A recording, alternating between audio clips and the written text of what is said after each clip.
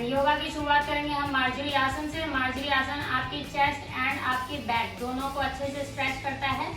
इसे cat and cow pose भी कहा जाता है एंड ये चेस्ट की ओपनिंग के लिए एंड बैक की स्ट्रेचिंग के लिए काफ़ी ज़्यादा इम्पॉर्टेंट योगा है। और आप भी आज हम जितने भी योगा करेंगे सारे के सारे फुल बॉडी की फ्लेक्सिबिलिटी के लिए एंड फुल बॉडी की टोनिंग के लिए हैं। ठीक है, तो चलिए शुरू करते हैं मार्जरी आसन से। मार्जरी आसन के लिए हमको क्या करना है, ऐसे आ जाना है एंड देन सांस छोड़ते हुए नीचे, भरते हुए ऊपर। ठीक है, मेक श्योर करें जब भी आपका मुंह ऊपर जाएगा तो आप सांस भर रहे होंगे एंड जब भी नीचे की ओर आएगा, पेट सुकड़ रहा होगा तो सांस आप छोड़ रहे होंगे। ये योगा का रूल है। ठीक है, चलिए ब्रीथ आउट,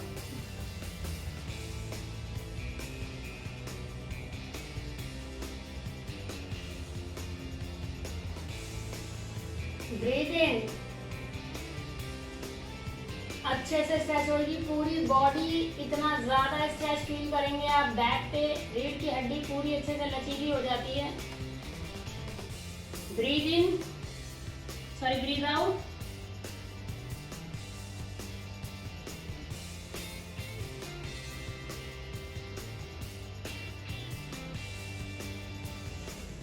ब्रीथ इन,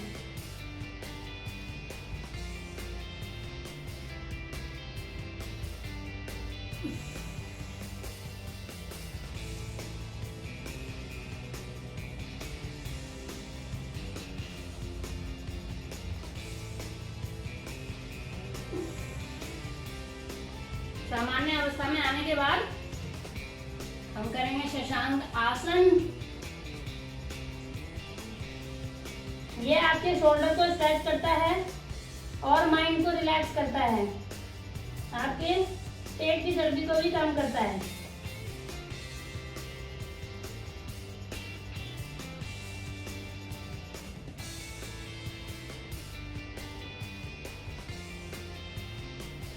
हम कर लेंगे बेबी पोज। ये आपके दिमाग को शांत करने में, डिप्रेशन को दूर करने में मदद करता है, शरीर को रिलैक्स करता है।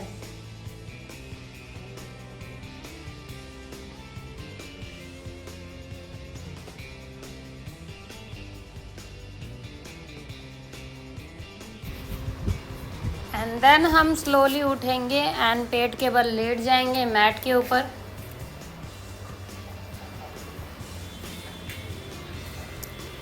उसके बाद सांस भरते हुए ऊपर जाएंगे एंड हम करेंगे भुजंगासन, जिसे कोबरा पोज भी कहा जाता है। भुजंगासन जो है भुजाओं का आसन है, भुजाओं को मजबूत करता है, स्ट्रॉन्ग बनाता है, आपकी रीढ़ की हड्डी जो है उसको लचीला करता है, लोअर बैक पेन का जिन लोगों को इशू हो उस पेन को भी दूर करता है।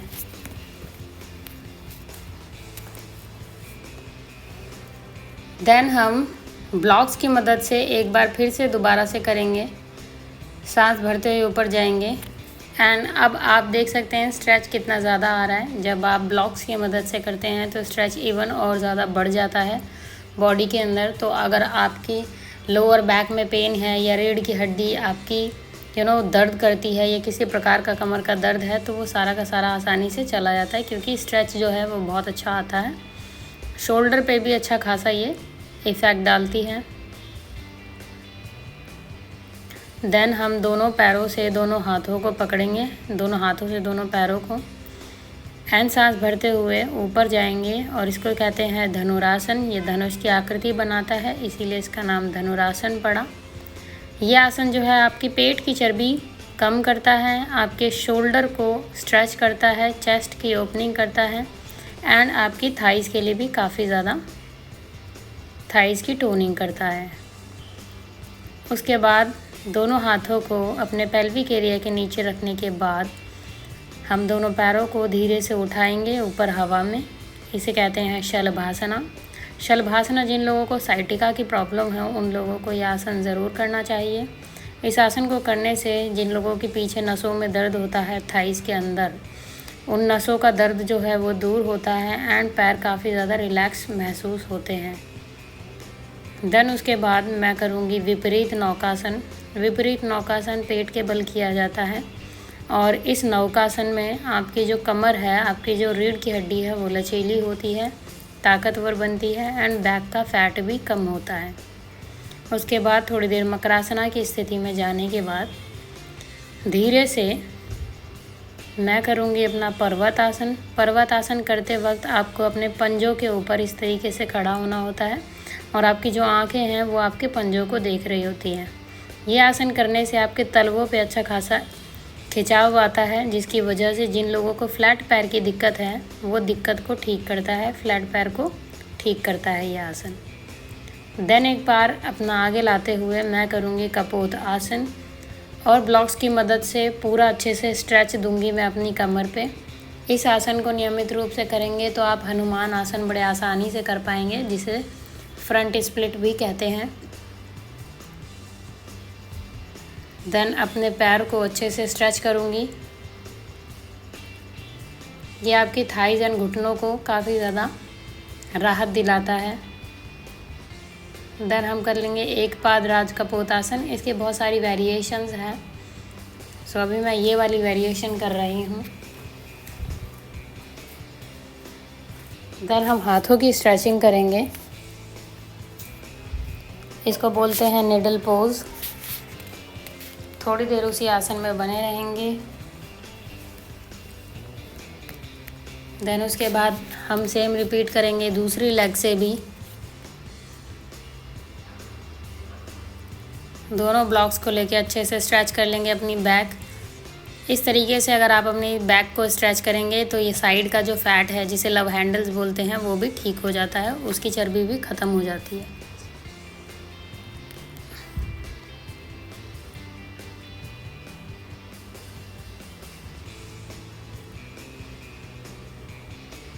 देन इसके बाद अगेन हम दूसरे पैर को भी स्ट्रेच कर लेंगे।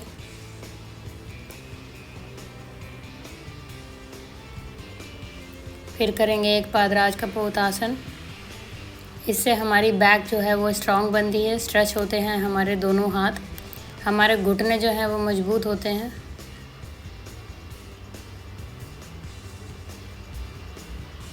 देन इसके बाद मैं करूँगी निडल पोज। निडल पोज करने से आपके हाथों की स्ट्रेचिंग काफ़ी ज़्यादा अच्छी तरीके से हो जाती है।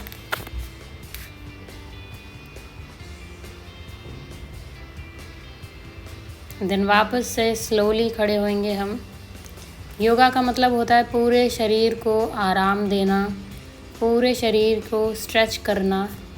देन इसके बाद अभी आप देखें मेरी जो एड़ियां हैं वो नीचे धरती पर टिकी हुई हैं, जिसकी वजह से अभी हम कर रहे हैं अधोमुख श्वानासन। इसमें आपका सर भी नीचे धरती पे रहेगा एंड आपकी एड़ियाँ भी, और हाथ आपके इस तरीके से रहेंगे। इससे आपके शोल्डर बहुत ज़्यादा अच्छी तरीके से खिंचते हैं, अच्छा खासा स्ट्रेच आता है एंड आपकी हैमस्ट्रिंग भी खिंचती है। देन हम कर लेंगे कुंभकासन। कुंभकासन करने से आपको फैट जो पेट पे जमा होता है वो ठीक होता है, वो कम होता है, एब्स भी बनते हैं। देन उसके बाद हम करेंगे अष्टांग आसन। अष्टांग आसन भी आपके शोल्डर को अच्छा खासा मजबूत बनाता है। देन वापस से भुजंगासन करते हुए हम वज्रासन की स्थिति में आ जाएंगे। वज्रासन को खाना खाने के बाद ज़रूर करें। खाना खाने के बाद वज्रासन करने से खाना जल्दी पच जाता है, आसानी से पच जाता है।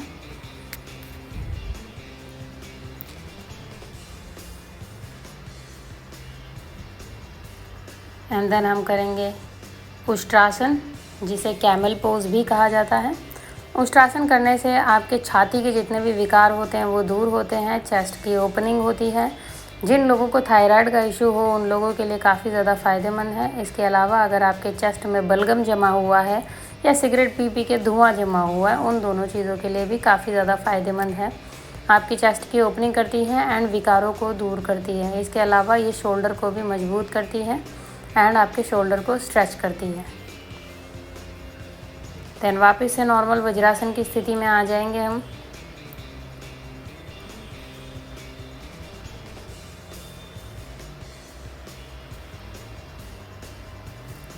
उसके बाद दोनों पैरों को सीधा करेंगे एंड हम करेंगे दंडासन।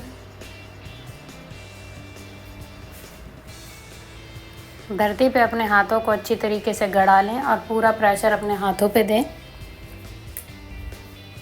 एंड देन अपने पंजों को अपनी मुख की तरफ खींचें। ऐसा करने से आपके जो पैर हैं उनका तनाव दूर होता है, पूरे दिन की थकावट को दूर करता है ये आसन। देन हम कर लेंगे पश्चिमोत्तानासना। पश्चिमोत्तानासना आपकी हैमस्ट्रिंग पे अच्छा खासा खिंचाव लेकर आता है, आपकी रीढ़ की हड्डी को लंबा करने में काफ़ी मददगार है। इसके अलावा पेट की चर्बी को कम करता है। जिन लोगों को गैस की दिक्कत रहती हो, जैसे कि आज मुझे ही हो रही थी, उन लोगों के लिए भी काफ़ी ज़्यादा मददगार है। ये गैस्ट्रिक प्रॉब्लम को दूर करता है।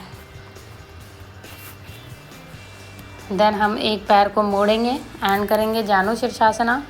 पश्चिमोत्तानासन करते वक्त हम कमर की साइड से झुकते हैं, लेकिन जानु शीर्षासन करते वक्त हमें कूल्हों की तरफ से झुकना होता है। जानु शीर्षासना करने से वही हैमस्ट्रिंग की तो सबसे पहले हमारी दिक्कत जो है वो ठीक हो जाती है। जिन लोगों के पैरों में काफ़ी ज़्यादा दर्द रहता हो या नसें खिंचती हैं, उन लोगों को यह आसन ज़रूर करना चाहिए।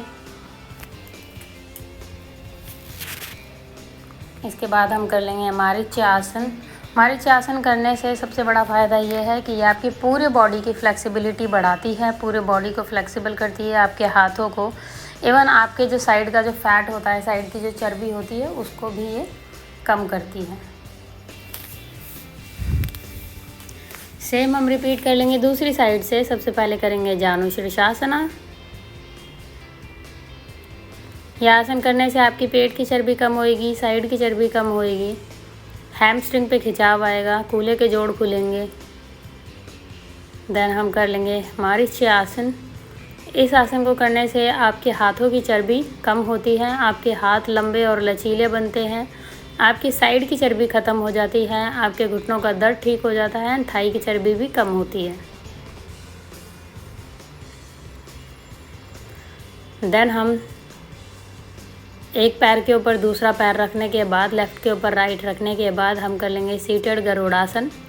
दोनों को ही ट्विस्ट करेंगे हम, पैरों को भी एंड हाथों को भी। यह आसन करने से आपकी रीढ़ की हड्डी सीधी होती है, यह आपको अध्यात्म की ओर लेकर जाता है, ध्यान लगाने में काफ़ी ज़्यादा मददगार है यह आसन।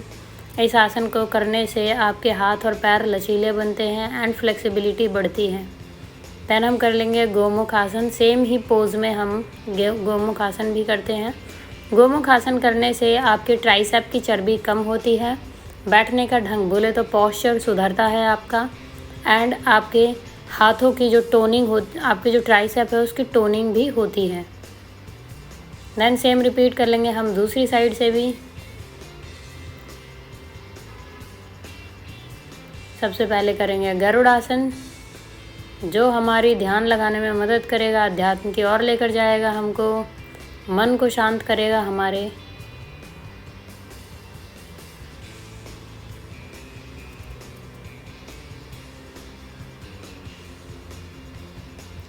देन कर लेंगे गोमुख आसन, जो हमारे ट्राइसेप की चर्बी को ख़त्म कर देगा, हाथों को फ्लेक्सिबल बना देगा, पॉस्चर को सुधार देगा, रीढ़ की हड्डी को सीधा कर देगा, हाथों को पैरों को लचीला बनाएगा, ध्यान लगाने में मदद करेगा, बहुत ज़्यादा फ़ायदेमंद है। गोमुख आसन इसे इसीलिए कहा जाता है क्योंकि यह आसन करते वक्त गाय के मुख की आकृति बनती है। इसमें जो दोनों हाथ हैं वो गाय के कान होते हैं एंड फेस जो है वो गाय का मुंह होता है।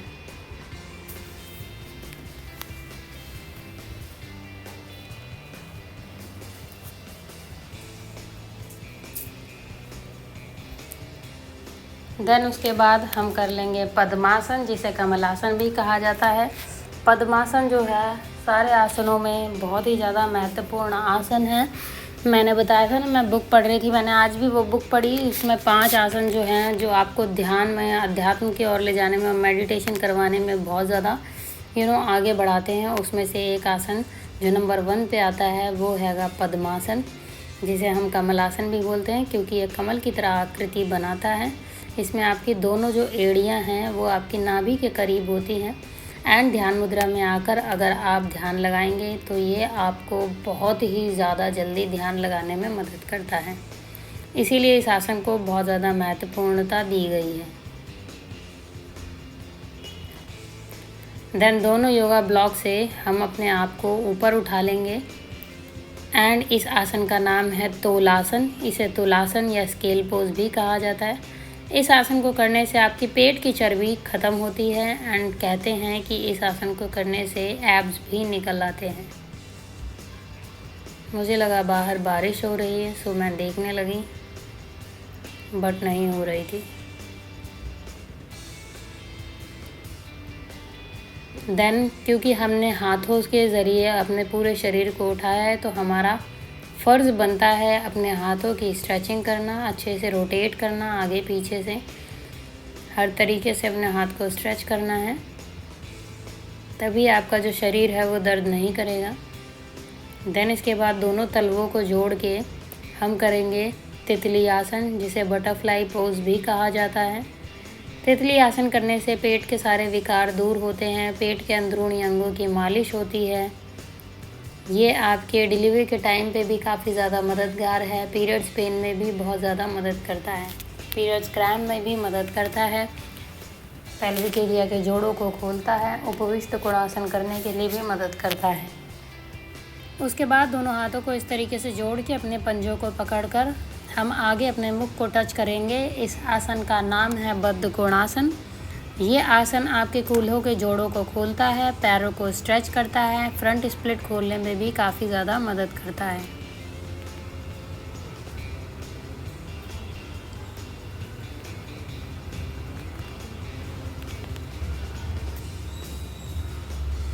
देन स्लोली खड़े होएंगे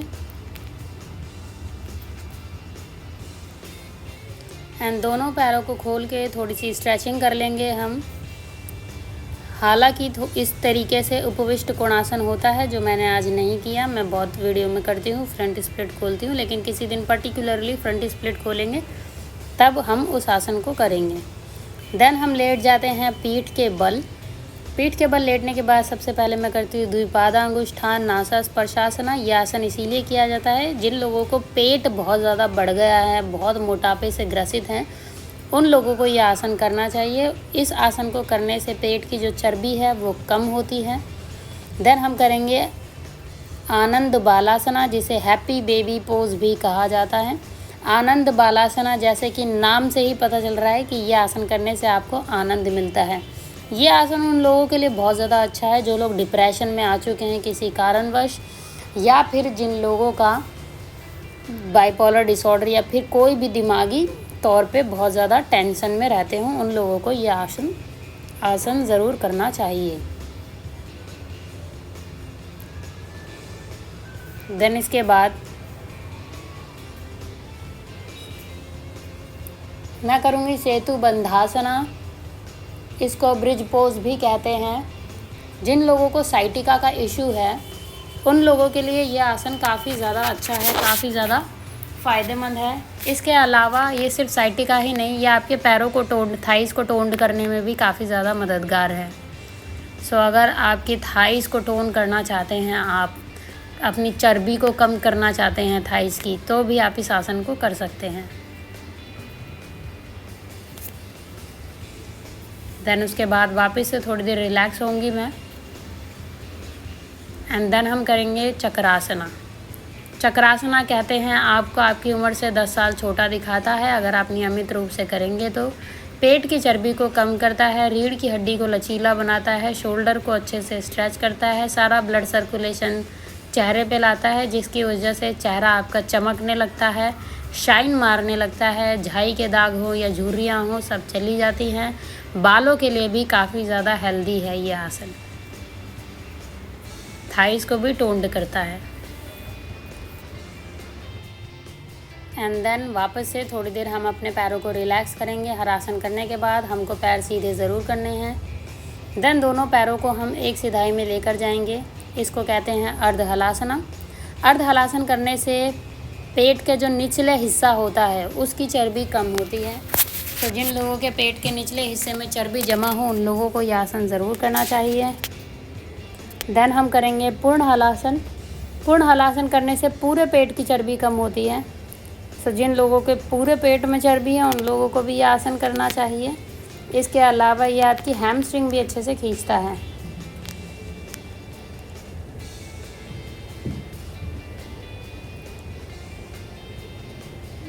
देन इसके बाद हम करेंगे कर्ण पीड़ासना। कर्णपीड़ासना में हमको अपने घुटनों से अपने कानों को पकड़ना होता है। सेम हलासन की पोजीशन में आने के बाद इस आसन को कहते हैं कर्णपीड़ासन। यह आसन करने से आपके पेट की चर्बी पानी की तरह पिघल जाती है, चेहरा आपका चमक जाता है। बहुत ही ज़्यादा फ़ायदेमंद आसन है ये। देन उसके बाद स्लोली हम अपने पैरों को लेकर जाएंगे ऊपर एंड करेंगे सर्वांगासन, जिसे सारे आसनों की रानी कहा गया है। सर्वांगासन को सर्वांगासन करने से सारा ब्लड सर्कुलेशन आपका विपरीत दिशा में बहता है, बोले तो चेहरे की ओर आता है, चेहरे पे चमक लाता है, चेहरे को खूबसूरत बनाता है, झाइयों को दूर करता है एंड झुर्रियों को भी दूर करता है। इस आसन को नियमित रूप करने से आपका चेहरा चमक जाएगा, तो इस आसन को ज़रूर करें।